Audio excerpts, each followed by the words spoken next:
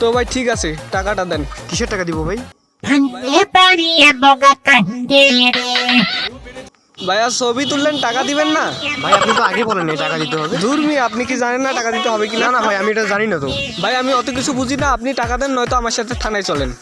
টাকা দেন, টাকা দেন।